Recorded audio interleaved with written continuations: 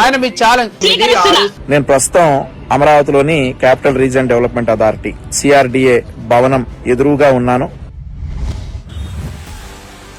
ఈరోజు మార్నింగ్ ఒక డిబేట్లో వైఎస్ఆర్సీ అధికార ప్రతినిధి 3 గంటలకు వస్తాను, అమరావతిలో అడుగడుగున ఆంక్షలు ఉన్నాయి, ఆపుతున్నారు, వీడియోలు తీయట్లేదు, ఫోటోలు తీయట్లేదు, అండ్ ఆల్సో అక్కడ ఏమీ అభివృద్ధి జరగట్లేదు అని చెప్పేసి 3 గంటలకు వస్తానన్నారు వైఎస్ఆర్సీ అధికార ప్రతినిధి మంచా నాగమల్లేశ్వరి గారు. ఆవిడ 3 గంటలకు వస్తారని చెప్పారని చెప్పి నేను 2 గంటల 50 నిమిషాలకి వచ్చి ఇక్కడ వెయిట్ చేస్తూ ఉన్నా. ఇప్పుడు టైం 6 గంటల 36 నిమిషాలు అయింది. మధ్యలో వస్తున్నానని 2 సార్లు ఫోన్ చేశారు, కానీ ఆవిడ రాలేదు. ముఖ్యంగా ఇప్పుడు మనం చూసుకుంటే ఇది APCRDA building, Andhra Pradesh capital region development authority building. ఈ ఆంధ్రప్రదేశ్ రాష్ట్ర రాజధాని పరిపాలనా భవనం అడ్మినిస్ట్రేషన్ మొత్తం ఇక్కడి నుంచే జరుగుతుంది. ఇంకొక విషయం క్లియర్గా చెప్పాలంటే, గత 4 రోజులుగా మావీగన్ అని చెప్పేసి జగన్మోహన్ రెడ్డి గారు చేస్తున్నటువంటి వ్యాఖ్యలు, ఆ మావీగన్ ప్రాంతంలో ఉన్నటువంటి ఈయన చెప్పినటువంటి మచిలీపట్నం ప్రాంతం వరకు కూడా ఈ సిఆర్డిఏ పరిధిలోకే వస్తుంది అని చెప్పేసి స్పష్టంగా చెప్పదలుచుకున్నా. ఇవి ఎమ్మెల్యే ఎమ్మెల్సీలకు ఇచ్చేటటువంటి క్వార్టర్స్. మొత్తం 12 టవర్లు, 288 ఫ్లాట్లు. ఏదైతే మీరు ప్రభుత్వంలో ఉండగా వీటినన్నింటినీ గ్రాఫిక్స్ అంటే మేము చాలా సందర్భాల్లో చెప్పాం, వచ్చి దూకండి, దెబ్బలు తగిలితే గ్రాఫిక్స్ కాదు, దెబ్బలు తగలకపోతే గ్రాఫిక్స్ అని చాలా సందర్భాల్లో చెప్పినటువంటి ఎమ్మెల్యే ఎమ్మెల్సీ టవర్స్ ఇవే.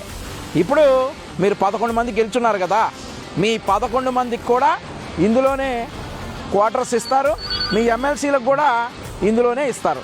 అండ్ ఆల్సో మరొక విషయం ఏంటంటే, 2029లో మీకు కనీస ప్రతిపక్ష హోదా వస్తే ఆ ప్రతిపక్ష హోదా రావడానికి గెలిచినటువంటి ఎమ్మెల్యేలకు కూడా ఇందులోనే క్వార్టర్స్ ఇస్తారు. ఇక్కడ నుండి కిలోమీటర్ పరిధిలోనే నూతనంగా నిర్మితమవుతున్నటువంటి అసెంబ్లీ భవనం, తప్పించుకోవడానికి ఉండదు, ఇక్కడే ఉండాలి, ఇక్కడ నుంచే మీరు అసెంబ్లీకి రావాలి.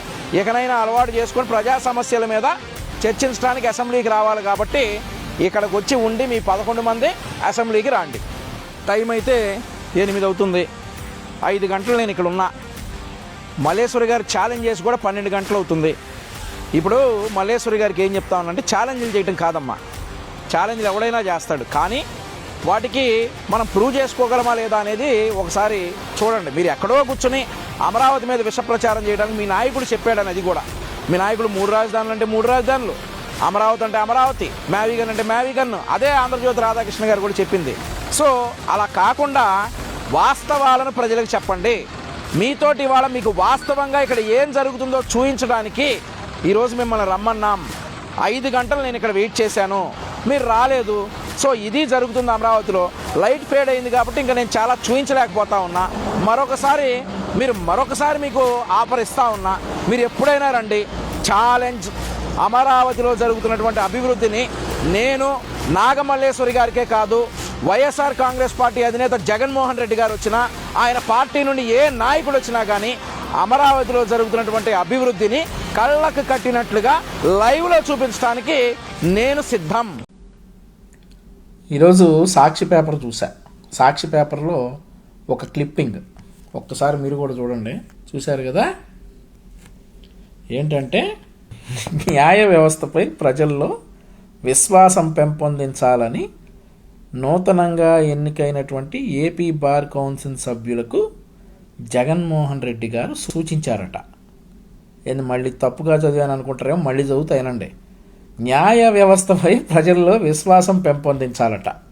నాకెందుకు నవ్వు వస్తూ ఉందంటే, జగన్మోహన్ రెడ్డి గారు అసలు న్యాయ వ్యవస్థపై ప్రజల్లో విశ్వాసం పెంపొందించాలి అనేటటువంటి మాట మాట్లాడే హక్కు మీకు కానీ మీ పార్టీ సింపథైజర్స్ ఎవరికీ కూడా లేదు. ఎందుకంటే ఎన్ని సంవత్సరాలు అయింది సార్ మీరు డిసెపరేట్ కేసు మీద కోర్టులకు వెళ్ళి? ఎన్ని సంవత్సరాలు అయింది సార్?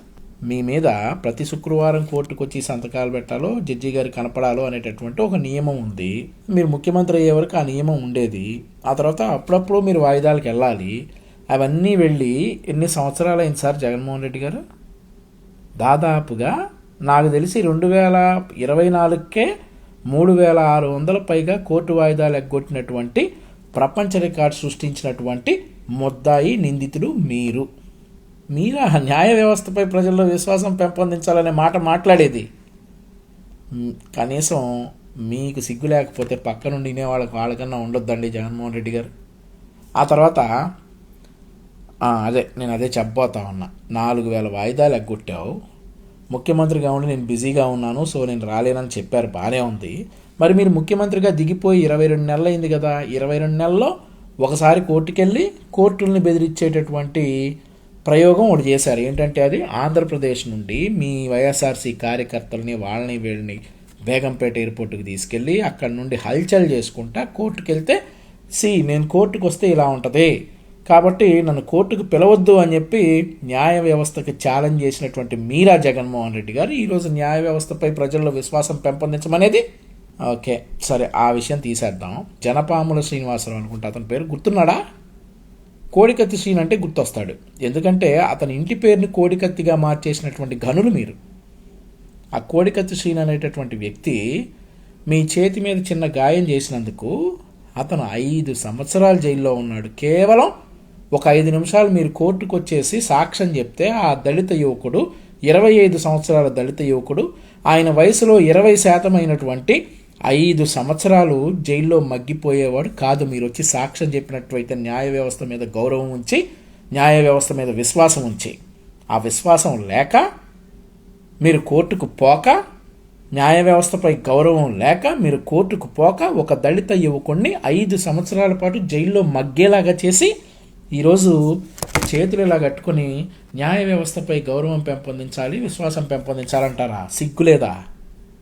ఆ తర్వాత మరొక విషయం, జగన్మోహన్ రెడ్డి గారు, మీరు ముఖ్యమంత్రిగా ఉండగా కింద ఉండేటటువంటి వైఎస్ఆర్సీ కార్యకర్తలతోటి, నందిగం సురేష్ లాంటి ఎంపీలతోటి, తోపుదుర్తి ప్రకాష్ రెడ్డి అనుకుంటా ఎమ్మెల్యే, ఆయన అట్లాంటి ఎమ్మెల్యేలతోటి, మీ వైఎస్ఆర్సీ ముఖ్య నాయకులతోటి జడ్జీలను లకారాలతో తిట్టిస్తే మీ కార్యకర్తలు దాదాపుగా 70 రోజులు జైల్లో ఉన్నారు.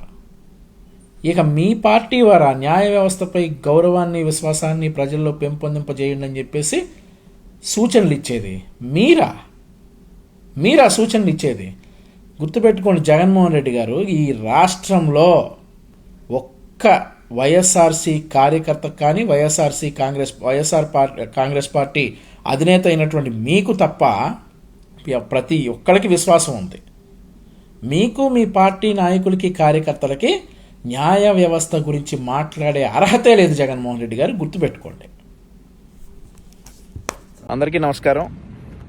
ఈరోజు ఉదయం ప్రైమ్ 9 వారు నిర్వహించినటువంటి ఒక టీవీ డిబేట్లో వైఎస్ఆర్సీ అధికార ప్రతినిధి మంచా నాగమల్లేశ్వరి గారు మాట్లాడుతా అమరావతిలో అభివృద్ధి లేదు, ఒకవేళ ఏదైనా వెళ్తా ఉన్నా కానీ మమ్మల్ని అటు రానివ్వట్లేదు అనేటటువంటి మాటలు మాట్లాడటం జరిగింది.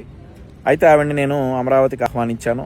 రామ్మ, మీరు ఎక్కడుంటారో, మీరు ఎక్కడికి వస్తారో రండి, అమరావతిలో అభివృద్ధి ఎలా ఉంది, ఏం నడుస్తూ ఉంది, అమరావతిలో ఏం జరుగుతూ ఉందో నేను మీకు క్లియర్గా చూపిస్తానని చెప్పి ఆవిడతో నేను చెప్పడం జరిగింది. ఆవిడ దానికి సరే నేను మధ్యాహ్నం 3 గంటలకి అమరావతికి వస్తానని చెప్పారు. ఆహ్వానించాను, నా ఫోన్ నెంబర్ కూడా ఆవిడకి ఇచ్చాను.